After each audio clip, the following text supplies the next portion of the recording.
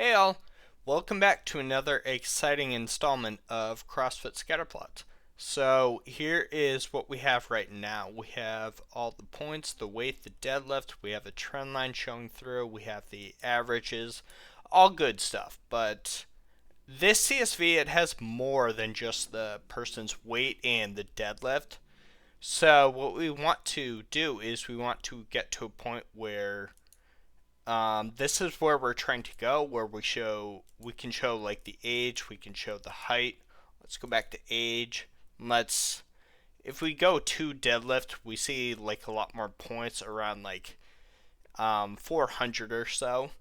But if we go to like the snatch, which is notoriously a more difficult um, lift, we can see a lot more points centered around like the 200.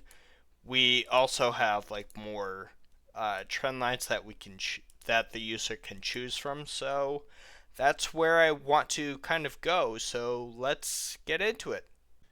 First thing that I noticed here was that I was actually in a position where I needed to clone the repository again onto a different computer. And so I wanted to just take care of a little bit of housekeeping and improve this readme a little bit. So this part I'll just copy and paste into here, since I'm just typing out text here. So this just gives a little bit more data about the steps that you want to do, how to actually install the virtual environment, how to bring up the virtual environment, and then how to get the data and everything like that. Okay, so now back in the main.py file, we can get into more of the fun stuff here. So we want to create the actual sidebar. So what we're going to do is, how you do this in Streamlit is you use a with statement for a lot of stuff, just like we're doing down here in the expander. So we'll say with sidebar. Does that have to have parentheses? No. Okay, we'll call it st.subheader, because we want to just give the user a little indication of like what this actually is, and we'll just call it options. Alright, that should work. And then so we want to only use the numeric columns. So we don't want to actually plot the text fields, because that doesn't really make sense. So what we'll do for that is, this is a little bit of pandas code, is we can use select D types, and that select data types. So this function, it has an include and exclude. So the include, you can include a list-like structure of the actual data types that you want. So they have it in the actual documentation, so that you can just type number and it'll automatically recognize that as any number. And then we'll say dot columns dot to list. That should work, and that converts that into a list. Okay, so now we'll use some actual Streamlit logic to say what the x-axis is going to be. So we'll do st, we want to make a drop down for this. So in Streamlit, that's referred to as a select box. So we'll add a label to that. We'll just call it x-axis. That should work. We can always change that later. And then options equals, so this will be the list. So we just defined we want numeric columns. And then this next part is a Streamlit specific thing, but you can't have two Streamlit widgets, so select boxes with the same name, which it's an optional thing to design because Streamlit will automatically generate it from the label, so it will call like x-axis here, but it's still good practice to have this. Plus, this makes, if you want to style anything with CSS, it makes that a lot easier. So the key, we'll just call that x-axis, and then we can control like what it will actually be named. So we want one for the y-axis too. So we'll just copy and paste this thing right here. Call this y-axis, label y-axis, and then so for the options, what we want here is we don't necessarily want just numeric columns, because that's going to mean that the user can select like weight for both the x and the y-axis. So in order to prevent that, what we'll do is we'll actually do a little bit of list comprehension in Python. So we'll say call for, so we're iterating through numeric columns, and we're just adding it to this new list that we're creating here. But within this, we can also put in an if statement too. So we'll say if the column is not equal to the x-axis. So that'll prevent it so that you can't select the same thing for the x and the y-axis. Alright, and then let's see, we want to also have one for the trend line options too. Now this one will be a little bit different, and this is because, here, I'll show you up here. So we have trendline equals OLS. Now we know that to be ordinary least squares, but maybe the user doesn't necessarily know that. So what we'll do for this one, I'll just copy and paste this over to save a little bit of time.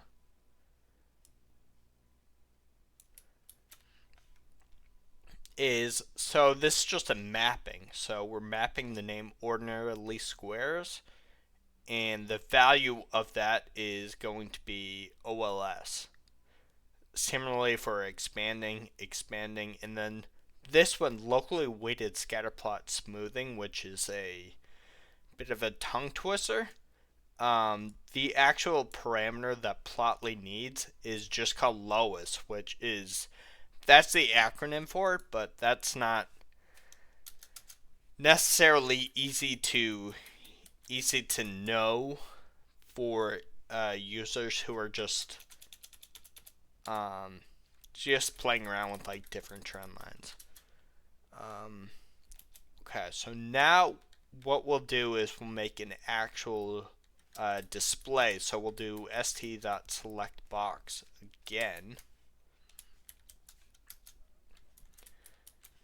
We'll do label equals, just call this trend line. And then, so the options, now we need a list for this, right? And we created a dictionary with trendline options. So what we'll do is we'll say trendline options and then dot keys. So this will return for us a list of just the keys that we need. So that way, so ordinarily squares expanding and locally weighted blah blah blah, you'll just see that in the select box. And then last thing here is we just want to create a key. And again, this part's optional because it gets auto-generated. If I can spell, we'll just call that trend line. Okay. So, what I want to do is I want to actually put all of these in function. So when you generate scatter plot, I want to get the x-axis. That's going to be a string. And what we can do, we can automatically set this to weight. So if nothing, what this will do is if nothing is passed to this function for any reason, it'll just use weight, which is what we had before. And then we want the y-axis, which will also be a string. It'll just be deadlift.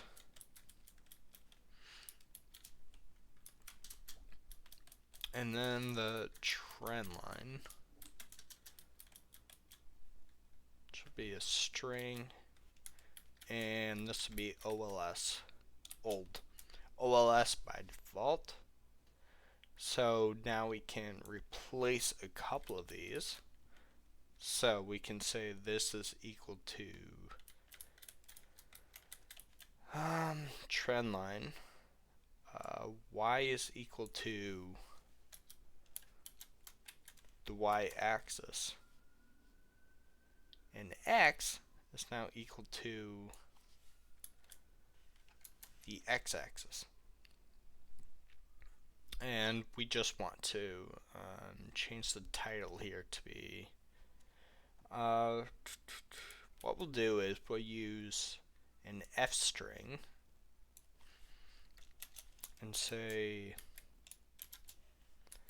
x-axis versus, and an f string just allows us to interpolate the value so that we can actually include the parameters in there. And for these, we're not going to need to use an f string since we're just going to use the variable without using an actual string. So we'll just select that to the x and the y axis. So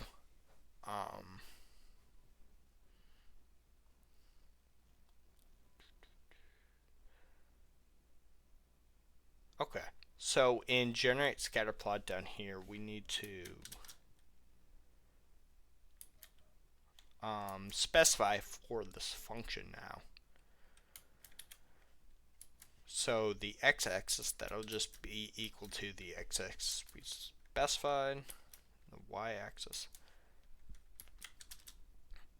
So now for trendline, it's going to be a little bit different because trendline display is only going to be equal to like these strings ordinarily squares here.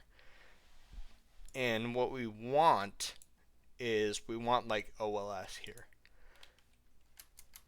So to get around that, what we'll do is we'll say trendline equals, and then so we'll specify the dictionary, and then we want to get the value at given a certain key. Well, we actually have the key from, oh, this should be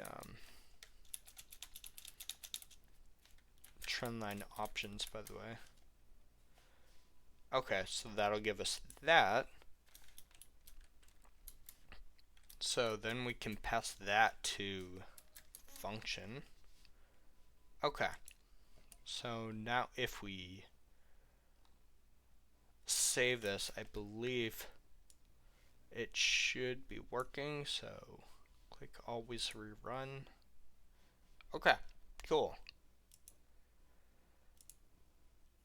So now we can use anything for the y-axis that we want, anything for the x-axis, and anything for the trend line. Great. So what I want to do with this one though is the athlete ID. That's just a random ID that's being assigned to just uniquely identify the athlete. So we can drop that from the data frame. So the way that we'll do that is for these options for our numeric columns, we just want it to not show up in there. So what we'll do is there's an option in pandas to drop. Okay, we want to drop, see, the first parameter here is we want to just specify what we want to drop. And then Plotly needs to also know the axis where you want to drop it, because you could be trying to drop a row instead. But in this case, we're trying to drop an entire column. So we can just say, you see we have two options here for either columns or index. Columns will drop it along the columns, where index will do the actual rows. I don't know why they don't just call that rows. That seems like it'd be easier. So, okay, so we've saved that, so it's automatically refreshed.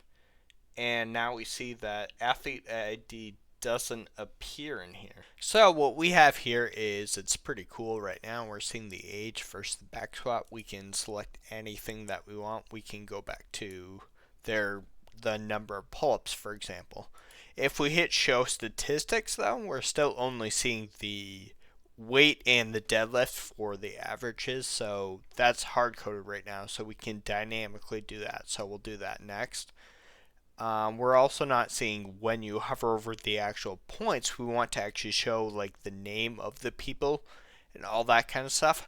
So we want to do that. But this video is getting a little bit long in the tooth, so I think we'll just save that for the next one. So thanks for watching.